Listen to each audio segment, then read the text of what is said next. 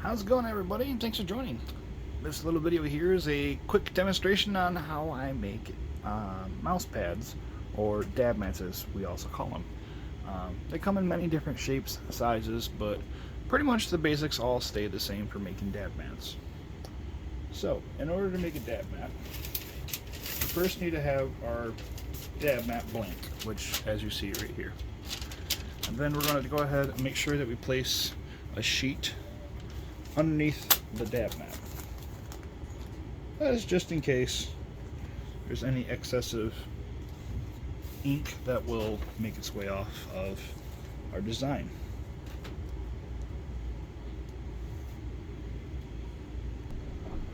But the very most important thing first before we make a press is we need to make the design. Once we make the design on the computer, we need to print it. And we print that on a special printer called the sublimation printer. Basically, it's an inkjet printer that has sublimation ink inside, which is a special ink that turns into a gas when heated. This process only happens at 400 degrees. The pressure and time is also critical. If you don't do it right, it's not going to come out looking right at all. You may notice that the image is also backwards. This is called the mirroring effect. We need to do that in order to make the image become the right side up. You'll see here in a second. So let's go ahead and line up the image with our sublimation blank.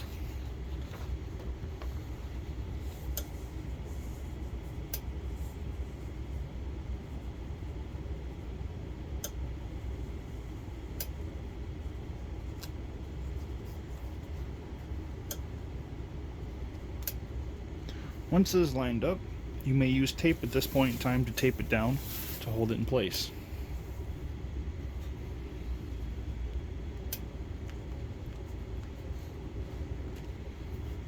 This is not always necessary, but also helps ensure the design is not going to move from the blank. Next, after our heat press has been heated up to 400 degrees, we're going to go ahead and make the press. We're going to make this press a high pressure. I know my timer says 30 seconds, but it's not going to be pressed at 30 seconds. The pressing time is actually going to be just over 15 seconds.